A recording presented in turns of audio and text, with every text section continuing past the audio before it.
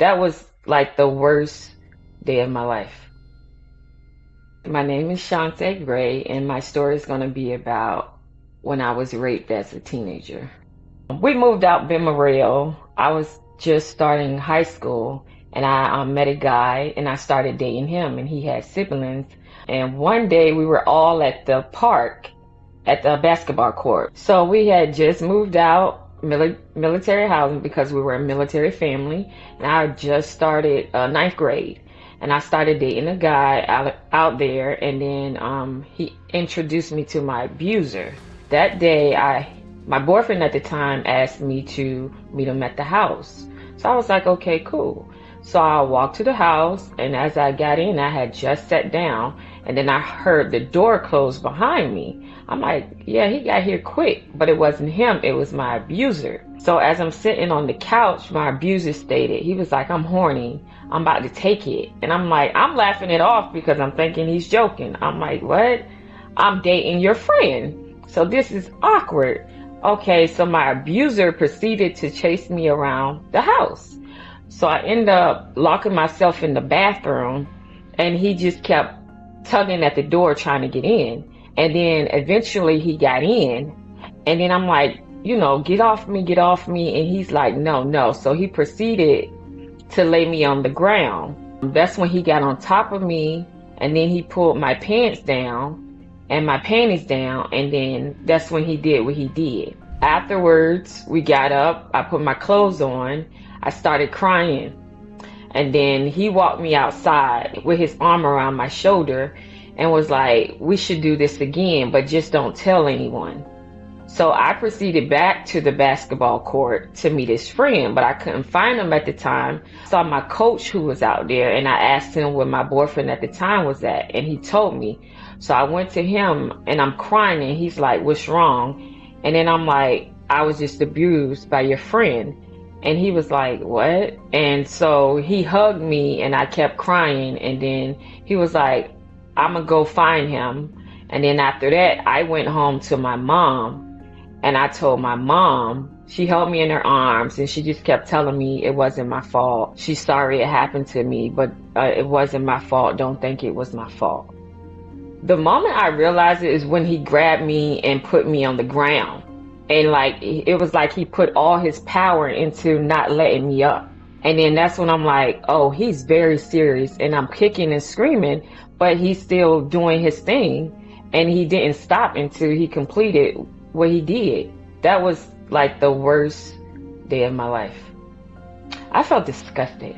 I felt like he took my innocence. I felt like at that time, I felt, well, like, if he gonna do this, then this is all I have to offer any man, because he took something that I didn't give to him away from me.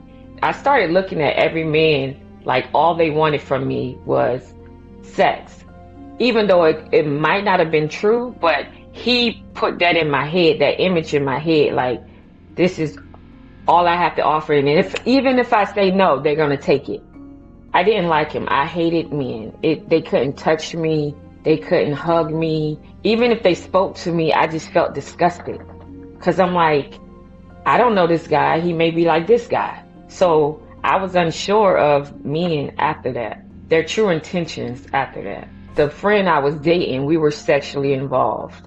I had been dating him for like almost a year and some change. My boyfriend at the time.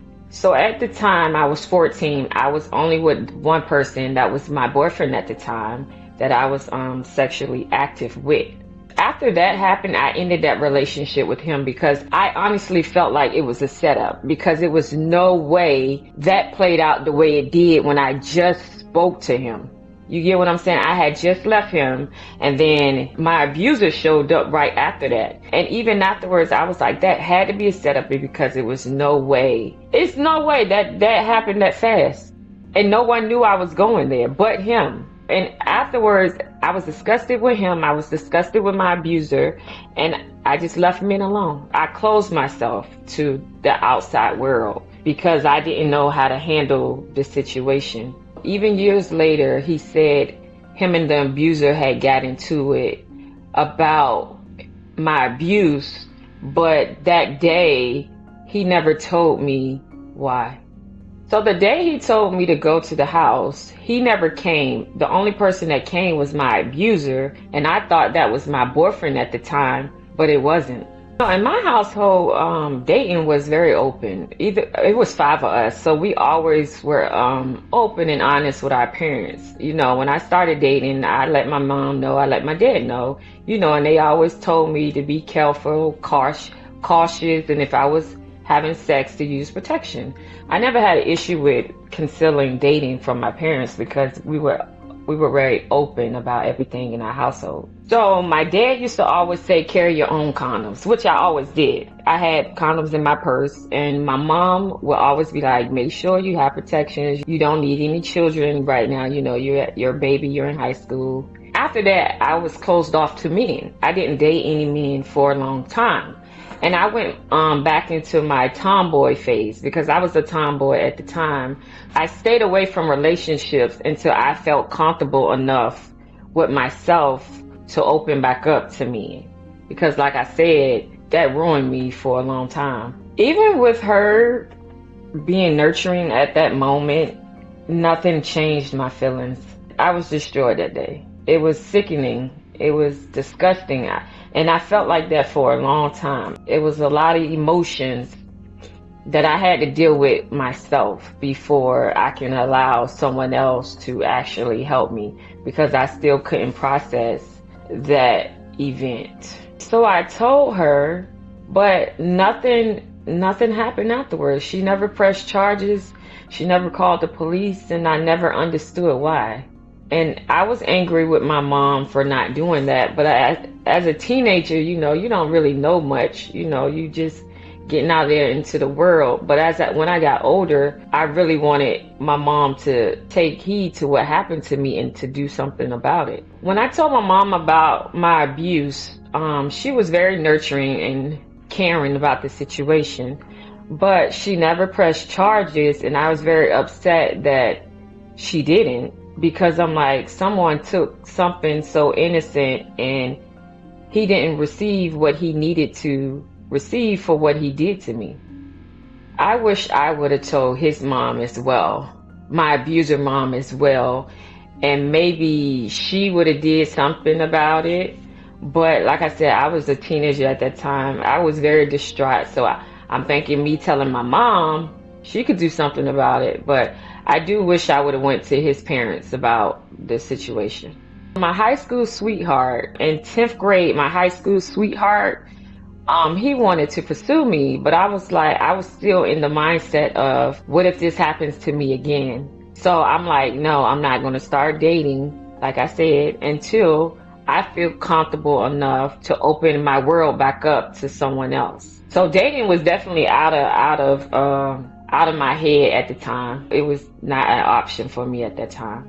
My social life was definitely affected because I didn't trust anyone, When you experience something like that, and a lot of people don't, but and a lot of people do, when you experience something like that, it's not something you can get over so quickly. And then you shut down everything. Your guard is up, your emotions are everywhere.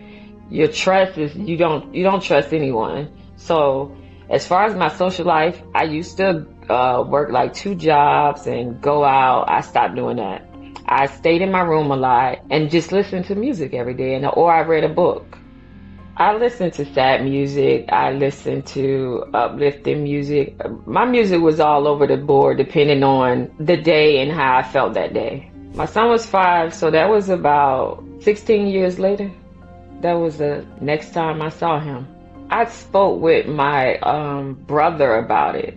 My brother, and then I spoke with one of my friends out the neighborhood, and they told me that I wasn't the only person that he had done it to out there. Me speaking about it and learning that I was not his only victim, I was able to open up a little bit more. My brother, he's like a year and 9 days younger than me, so he was like my birthday twin. So I used to talk to him about it. He used to get angry and want to fight and things like that. But he was my backbone at the time when that happened. Oh, relationships were like... my relationships was like crazy because, like I said, It took me a while to trust people. So when I met my son dad, I was about 19. So between 14 and 19, I was still getting myself together, but I was slowly opening up back to the world.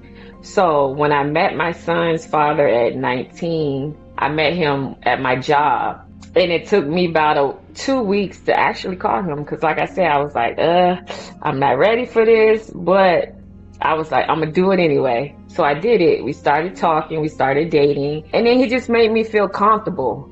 So once I got comfortable, I was like, okay, I can open up to him. And then we got in a relationship. And that's when my son came. I got pregnant 3 months after dating him. I was pregnant and didn't even know I was pregnant. I was 19 when I got pregnant. I was 20 when I had my son. So at first it was very exciting because I'm like, I have another protector. I'm carrying a baby. He's a boy. I'm going to love him to life. He's going to love me to life. My relationship was actually going well, but we communicated. We did a lot of things that he was in the military. So we did a lot of things together. So pregnancy was beautiful at the time of my pregnancy. So I'm like, I'm creating another human, and it's going to be exciting because I'm like, he's going to love me unconditional.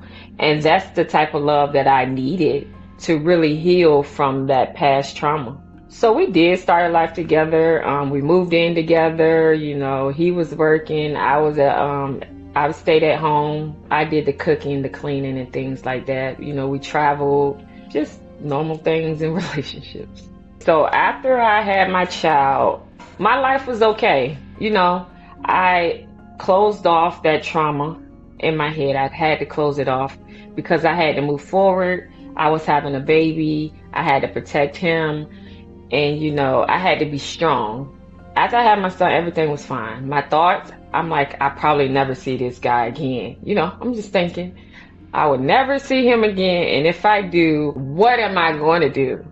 So that trauma was not always a thought because I closed it off. But sometimes I would think about, like, why did it happen? Why did this go the way it did? But raising a son, I'm like, I have to teach him boundaries and respect. And if someone says no, then that's what they mean. So that's kind of how I started rebuilding my life, by having my son. And I'm like, okay, I'm going to teach him boundaries, respect, mannerisms, and things of that nature.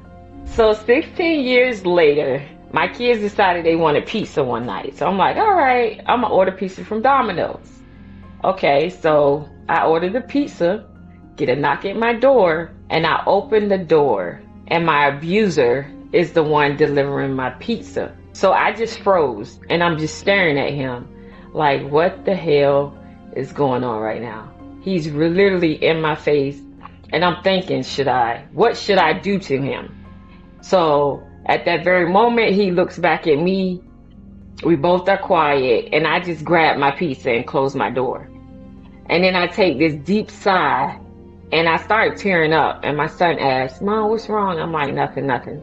Just go ahead and eat. And I just take a quick breather to regroup, because I'm like, I would have never expected to see him again. And if I did, I didn't know what to do.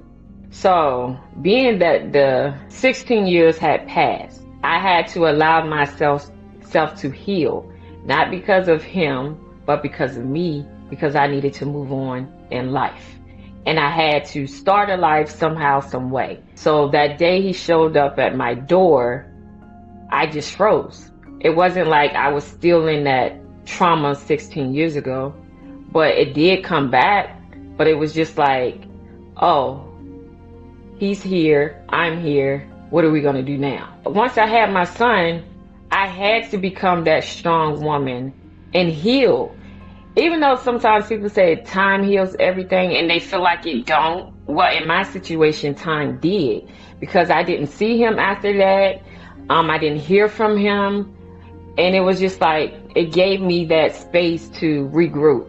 So I became a better woman from that bad experience. I did feel proud. I felt proud. I felt strong. I felt like I overcame something that wasn't even my fault. So that would have been about 7 years ago. So at 36, I'm healed. I'm strong. I'm a mother of two. My dating life is good. I'm excited about dating. I teach boundaries and respect to my children. I create boundaries and respect in my relationships as well. Because even if it's just a friendship, I have to create those boundaries because of what I endured when I was 14. Therapy and being able to talk about it later in life when I was ready to talk about it helped me heal and become better in life. So it wasn't on anyone else's time when I was going to talk about it. When I felt like I was ready, that's when I talked about it, and I started healing and I started getting over it, because I'm like, it happened. I'm still here. I still have time to grow.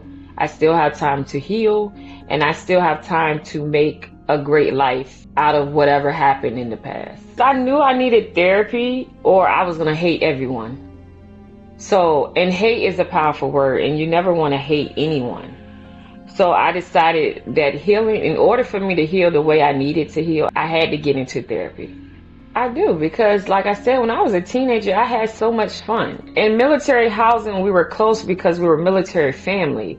We did a lot of outside activities, parties at the center and stuff like that, and I just stopped going. So I did lose a lot of my teenage years isolating myself because of my abuse, but hey, it had to happen, or I probably would have been someone else sometimes, because I have a daughter. So that weighs heavy on me now that I have a daughter. And I'm like, I hope she don't go through what I went through as a teenager. You know, so I'm very protective of her. And I don't bring men around my children unless I'm like in a relationship with this person. So I do not bring men around my children at all unless I'm very comfortable and we agree that it's him and I and no one else, and we're serious about our relationship. Oh, I've been teaching my kids about sex since they were like 5. But as far as my daughter, I tell her no means no. And when you tell a man no, that's what it means. And if he violates you, then you let me know or you call the cops, and then we go from there. But I always tell her, never allow anyone to touch you, especially when you tell them no. I think about that all the time. When she goes to school, when she goes off with her dad, when she goes off with her friends, I'm constantly thinking about that, because I was a girl when it happened to me, and now I have a daughter, and I don't know what could happen, because the world we live in today is totally different than when I was 14. So you have people from all shades of life that's undercover and don't tell you who they truly are until you're in that moment. I always say, start teaching sex to your children at a young age, because like I said, children are abused when they're only months old, years old. It doesn't matter. That's why I started teaching so young, because abusers are everywhere. Family members, friends, people that just walk by. But as far as sex, I feel like it should be taught at a younger age. Protection and the no's and the boundaries should be taught at a young age, definitely. As far as healing, heal at your own speed. Never allow someone to tell you, oh, that happened years ago, you should be over it. That's not true. Okay. And also, therapy helps a lot, because everyone feels like therapy. No, I don't want to tell this person my business because I'm going to get judged. Therapy helps a lot, and it helps you open up. And even though you're going to relive that moment, it still allows you to live in the moment right now and be like, hey, I'm still here. I'm still here. I survived. I can grow. I can heal. And I can become a better person for me. And if you have a family, my family. I just want to, if I could, I really don't care to, but if I could, I would tell him, what you did to me caused me to be a better person. Caused me to be like, hey, it wasn't my fault, but you allowed me to grow. You allowed me to become a better person, because even though you took my innocence, you didn't take my life away from me. Thank you for listening.